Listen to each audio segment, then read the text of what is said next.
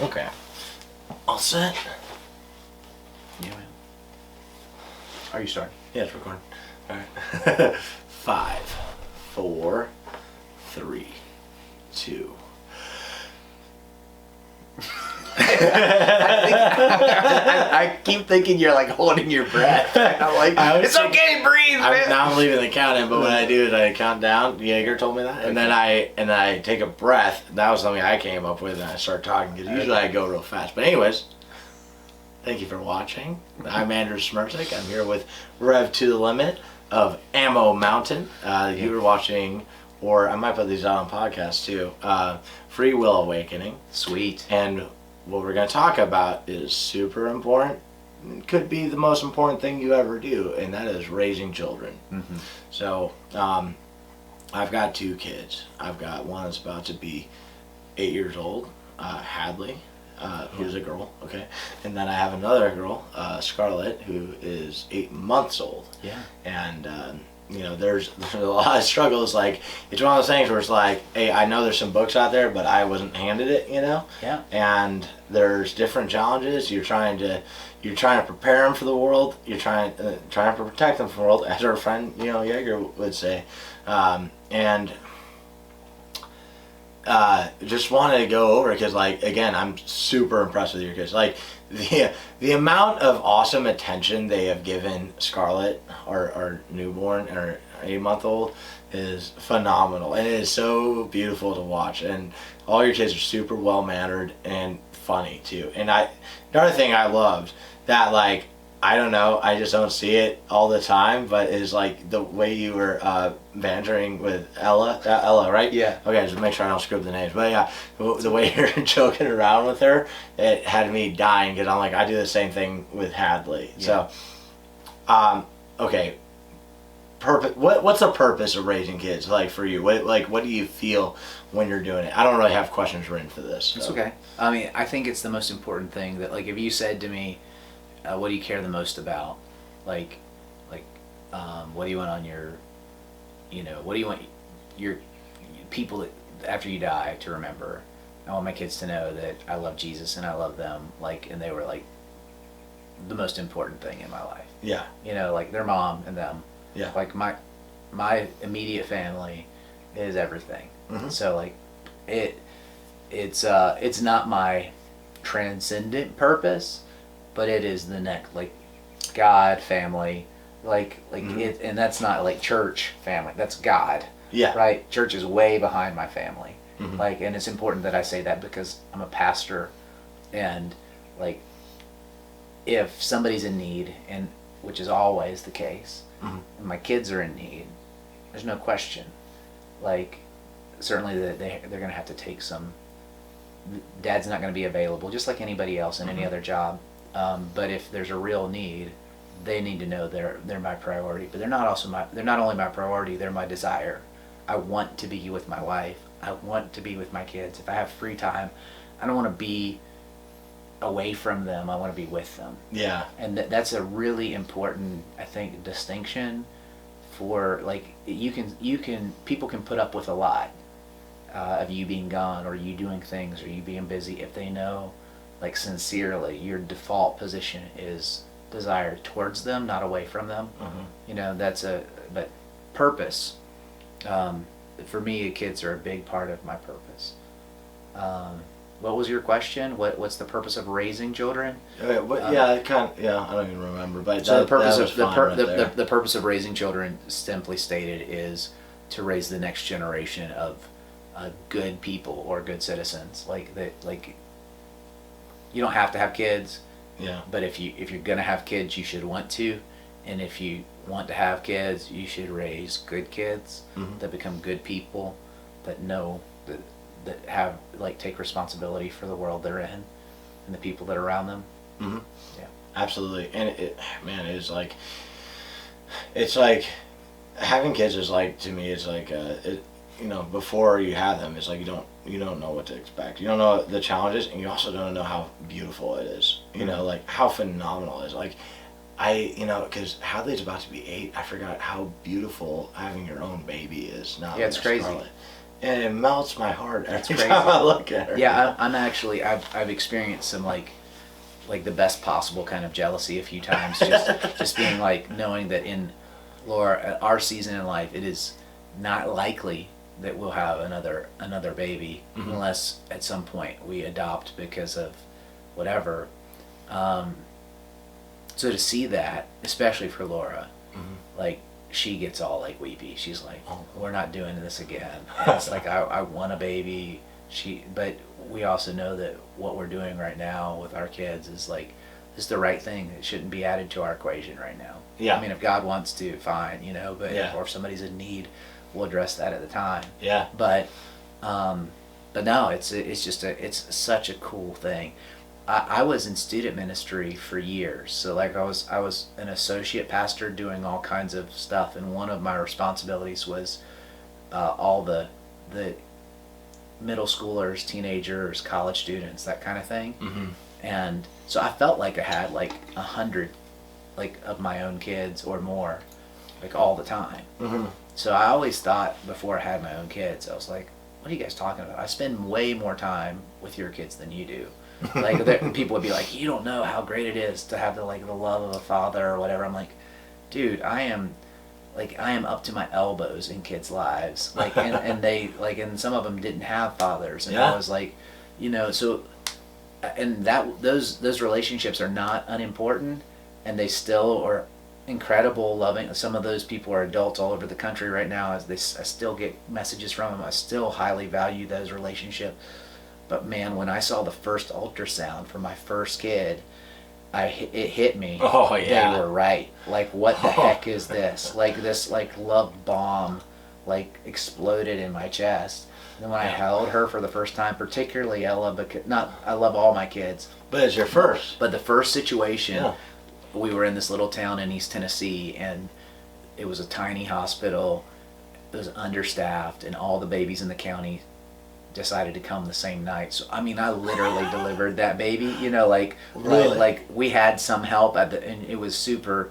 There were a lot of problems because Ella was a big baby, Laura's a little girl. So we were in the NICU afterwards and stuff. So it was like going to war with my wife, and then I held this baby.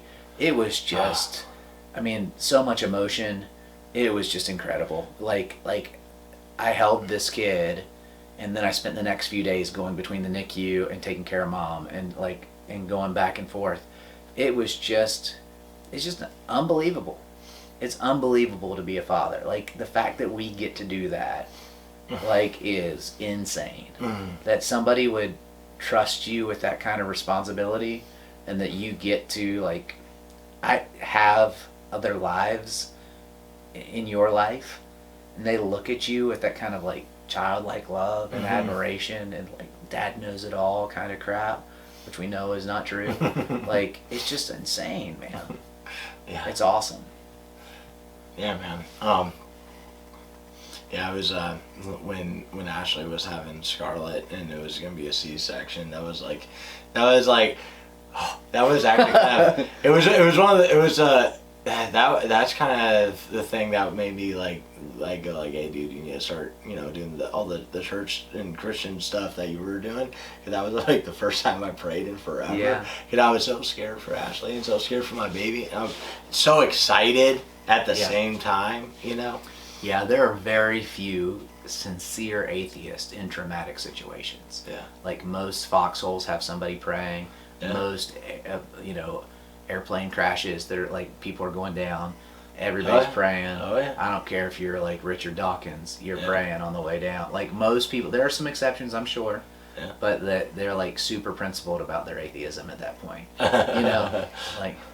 So yeah. So okay, on the day-to-day, so we're trying to raise our kid, and one of the things that you mentioned is being able to spend that time with them and let them know that you are, that they are your priority, and that is super important to you. I've heard Laura going downstairs and reading with your kids, and and seeing you bring them out to dinner. I've only been here a couple of days, and really I've been over at the class with them most of the time, but in the day-to-day, what are those things that are like important to you that you do, and as a family or as a father, or that Laura does, like. Yeah. I think like the reading to your kids, man. I want to do that. I mean, more. that's huge. Yeah. So keeping lines of communication open. Okay. So there are, and every kid's different, but there is a way to be inaccessible as a father, and there's a way to be approachable and accessible. And it's not like, sometimes that's like, people think to be accessible or approachable they have to be weak. Like, that's not the case. No. You can be strong and be incredibly approachable. You just have to, well, think about a little tiny kid. A little tiny kid falls down, and then he looks to his parents about their reaction to determine his reaction or her reaction, right? And if you're cool, they're likely to not freak out. Yep. Right? So starting there on, if you can not overreact, if you can communicate in a lot of different, I'm just giving one example, but there's a lot of ways where you can communicate kind of an accessible, approachable attitude that transitions from leading the family to walking beside the family as friends.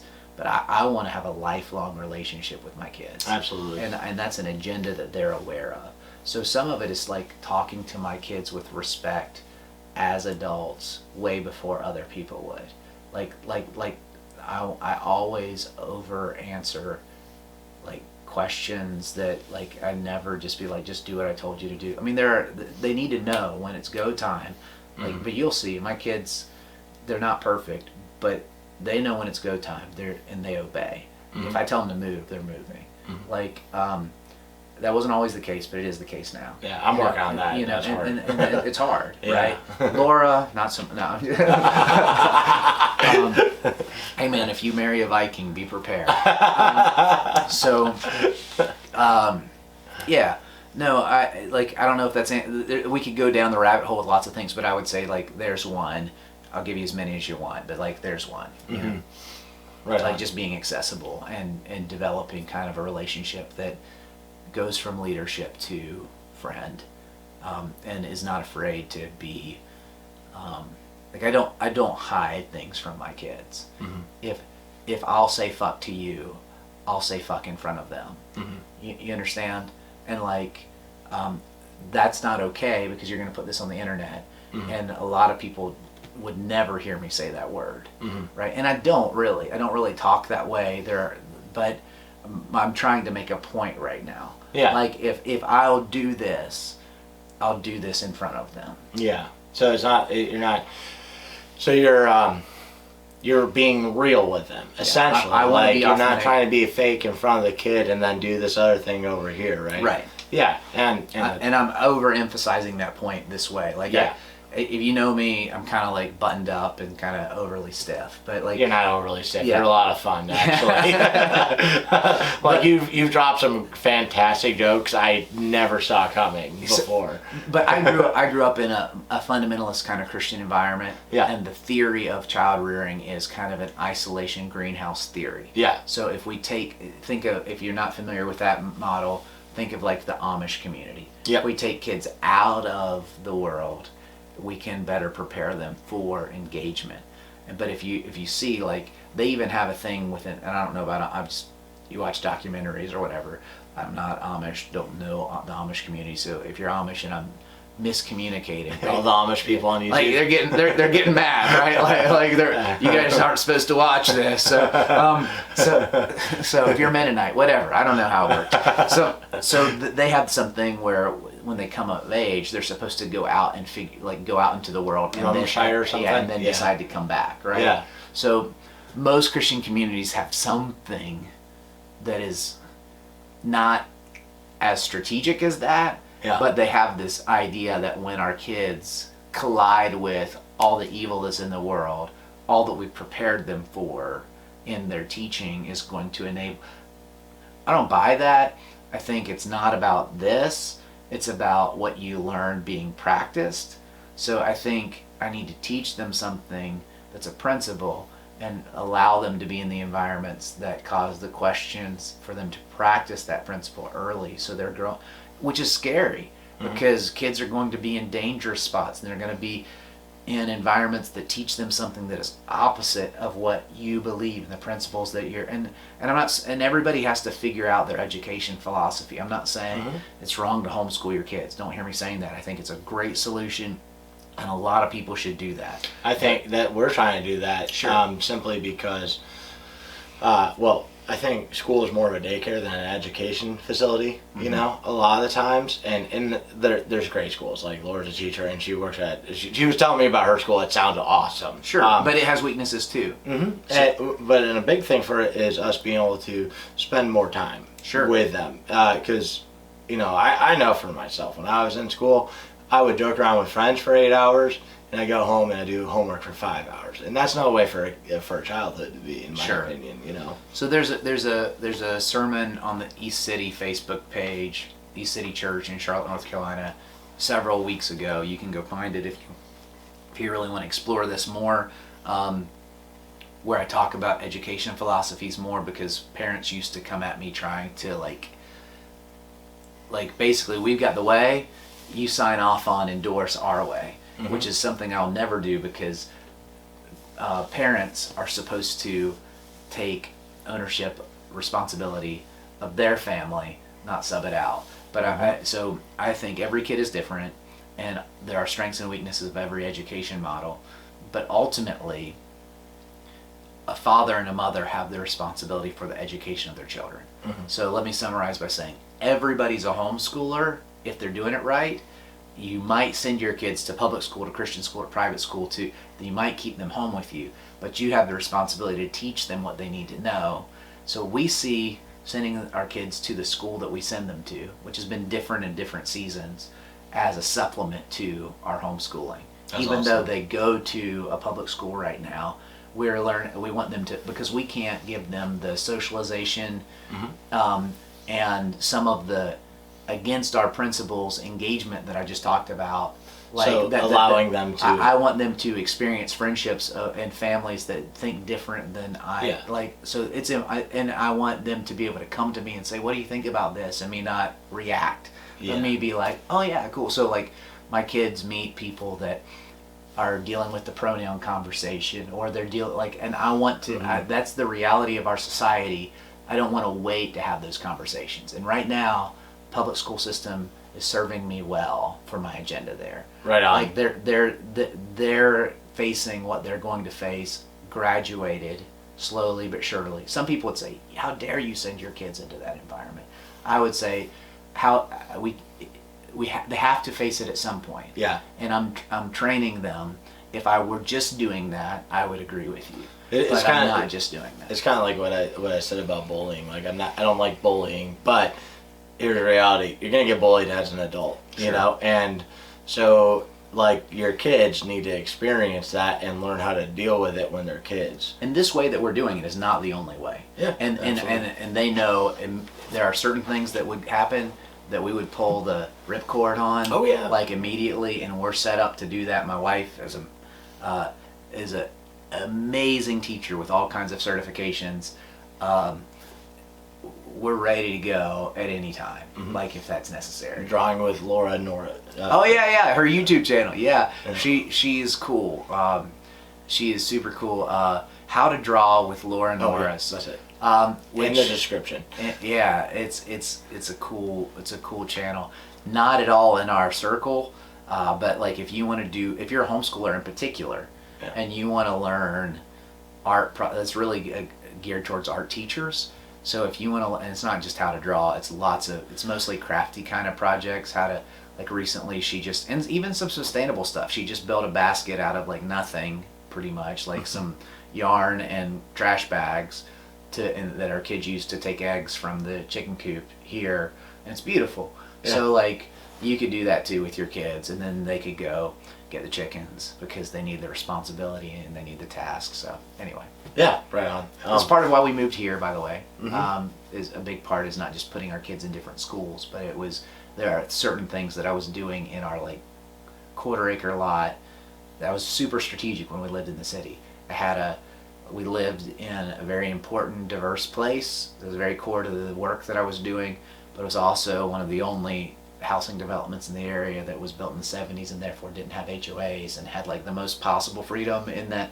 So we had chickens in our backyard. We had, stuff happening that was in this direction, but Ella was getting to the place where I still had a need more often to drive her out of the city to teach her things that I wanted her to have as like just life skills. Mm-hmm. And so there's less opportunity within the city to do that. Like it's just if you need land to do something, we'll use shooting as an example, but there's lots of Mm-hmm. we need to drive an hour to go like shoot in the way that we want to. We go to all kinds of gun ranges, but you know how silly that is when you're trying to teach somebody, what they need to learn. Yeah. Damn, I had something else Go ahead. in my head. I'm trying to think. Sorry, bro. No, you're good. You're good. So okay, now within raising kids, so I've had to do it as a single father, and it's not fun, right? No, but that is such an important thing for us to cover. That is to be willing to do. Mm-hmm. It's great if you have a mom and a dad, but like I love single moms and single dads that are taking responsibility to do it right. And now to be clear, it was like I'd have her on weekends. Sure. But when you're even 2 days alone, for anyone, that's rough. And you don't know what the right thing to do is the whole time, and you're trying to still get your things done. But yeah, you've probably worked with single fathers and single mothers a bunch, right? What if you could just give them some simple advice or words of encouragement? What would it be?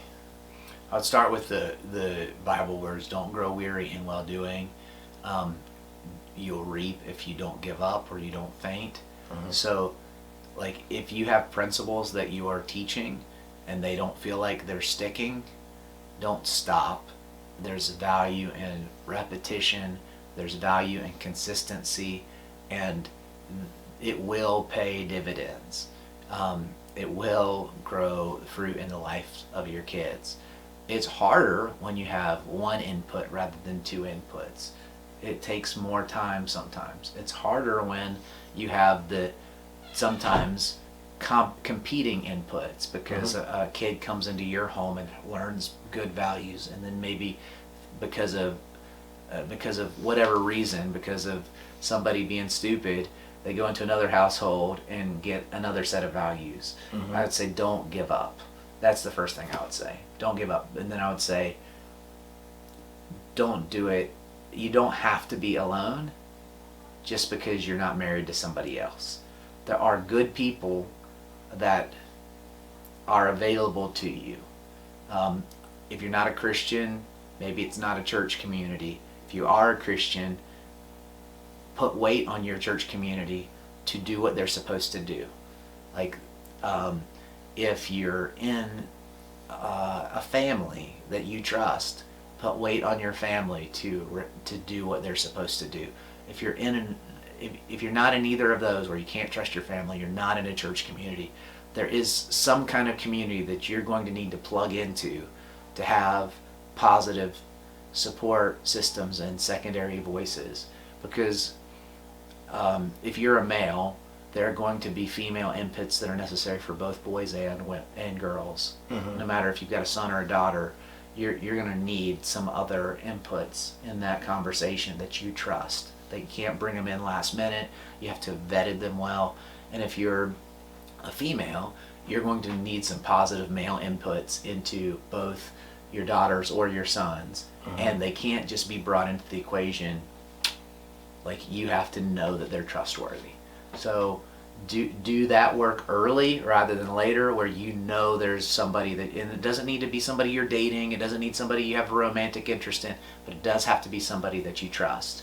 And I would say too, from experience, find someone you trust that you're not dating for that first. Yeah, I think that's really important. Because you know what, the reality is when you're dating, it's like the first 6 months, first year, they're not the same person they are 2 years from now. And that's why I say a community rather than an individual is better. Oh, It's yeah. better if you're in a community that you know, I trust these three men that have Mm-hmm. different strengths and weaknesses, than this is the guy that's going to be a mentor in my kid's life.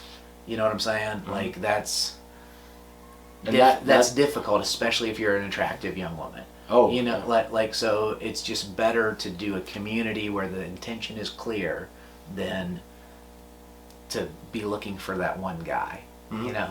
Absolutely. And you know what? That's like one of the things where you're saying, like, you know, you can't do stuff alone. In our prior video, I have tried to do a lot of stuff alone. Sure. It is grueling and hard. And yeah, I wish the advice you just gave, I had that, like, you know, 10 years ago. Yeah, You know? and I Very don't important. mean that you shouldn't take personal responsibility. I just mean that nobody that is really successful has gotten where they've gotten to without some help. Now, some people want to pretend that way. Man, I did this all by myself. I'm a self-made man. The truth is, if you really dig, there were really important points of help, points Absolutely. of connection along the way. Absolutely. So, I think the camera's about to die, so Sure. I want to go ahead and close this out. Sure. But yeah, thank you for that. So, Glad to talk. make sure that your parent, or excuse me, make sure that your children know that they are your priority. Yeah. Right. Yeah, that's it. Essential. Yeah, it needs to be clear that you desire to be with them. That doesn't mean you can't take a lot of time away from them to provide for them. It's just when you're present, be present. Yeah. Yeah, and and make it clear that when you have free time, you're not like rushing to get away from them. You're rushing to get to them. Yeah, and I think with that too is scheduling that. Schedule, if you put it like on your calendar, Yeah. on your schedule, it is a lot easier to do than sometime this week we'll do it. You Yeah. know, because that's something I've done and it slips often. Unfulfilled expectations crush kids. Absolutely. If you're not sure you can do it, don't tell them. Surprise them. That's like, awesome. It crushes the spirit of a kid for you to everybody's and it's worse with husband and wife, they've split up, kids living with mom, dad's kind of absent but kind of present. He's always feeling bad about it and making promises and not showing up. That crushes a kid, especially his son. Like, don't do that. Mhm. Just show up. Don't tell him you're going to show up. Tell mom, but show up. Like, do what you say you're going to do. And it is possible. You know, Oh, it's even when it super gets hard, possible. you know, just you can do a lot. You can do a lot. It's so important that you don't just say it, that you do what you say.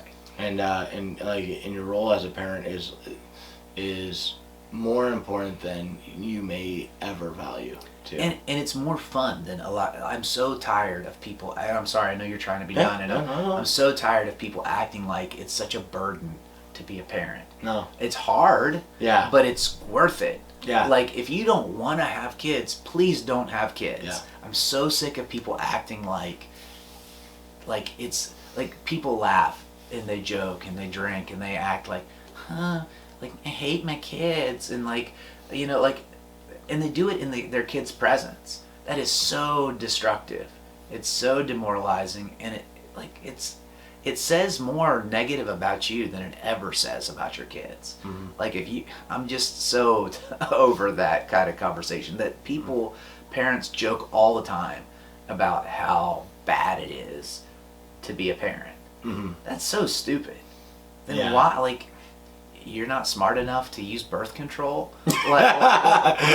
like, just don't have Yeah. kids if you don't want kids. And if I've also seen it before too, where people have a kid but they don't have enough confidence in themselves to be a parent, so they just don't even try.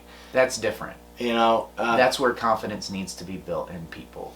Yeah, and I think even if you were that my personal opinion, you should try. Because I think one thing is that if you didn't, you'll regret that later, and that child will have suffered because of it, and probably. And Yeah, it's a maybe desire not, thing. but It's if you want something, that you can want something enough to push towards it and to do. Like, if you have a desire, like you said it in our video the other day, if there's something you're wanting to do Just do it. and you hate what you're doing, drop what you're doing, take the responsibility that you have. But the best